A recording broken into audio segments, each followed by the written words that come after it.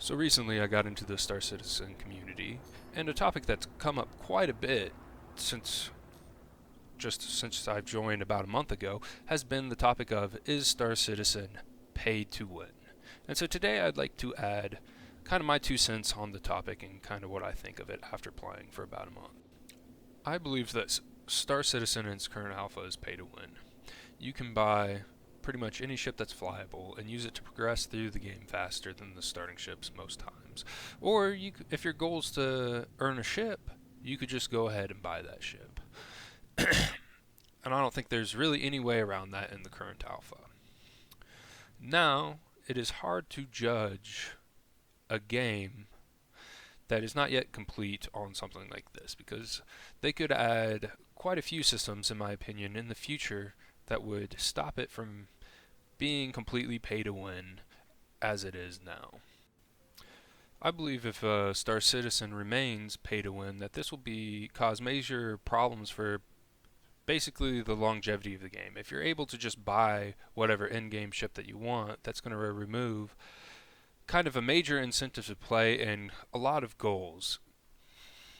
I'm a more goal-oriented player myself, so I find it hard after I've achieved all my goals in the game to continue to play for a long time after that. Usually that's kind of the beginning of the end when I've achieved my goals. Like, for instance, for years in Elite Dangerous, I had the goal to buy the Federal Corvette. And so finally I got to a point where I buckled down, and I just did the rep grind to buy the Federal Corvette.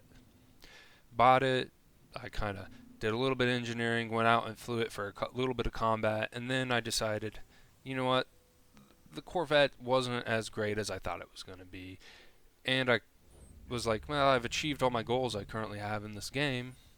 I'm just going to, I only played for a few days after I got it because I had achieved my goals in the game, essentially.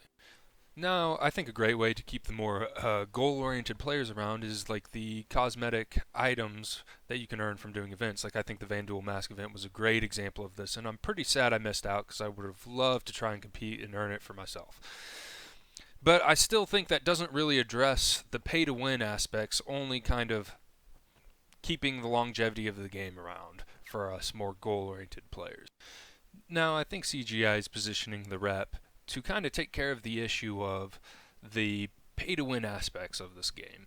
And I think a great way to do that is if they could add different types of builds, potentially, for like getting your rep up with the pirates or the navy or like some aliens or something like that. And I don't think that these builds should be a direct upgrade, but more kind of a play style. Like, potentially the pirates could be less armor, the ship runs hot, it does more damage, maybe it has a little bit more speed, stuff like that, where the UE Navy would be a little bit slower, maybe less damage, or maybe they're more of a ballistic, but they got heavier armor, stuff like that.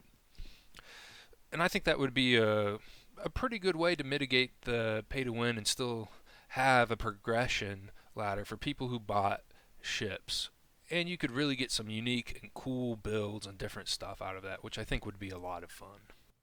Now, I do think you got to be kind of a little bit careful with rep grind, because if it's not done well, it could be potentially super boring and just something players feel like they got to get done and out of the way.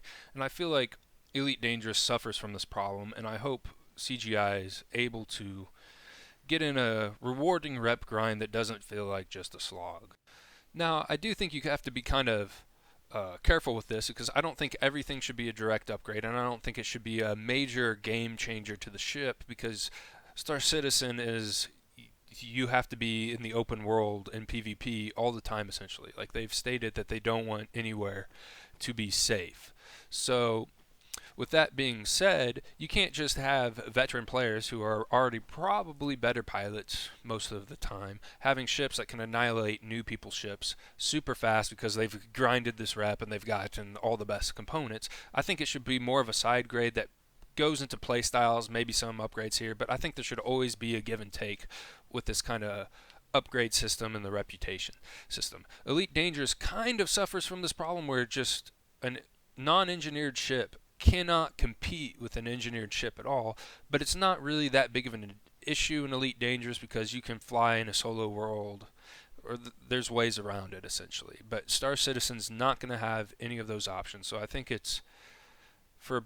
they'll have to be really careful with the balancing of it so that new players aren't just getting obliterated by ships that they just have no chance of competing with.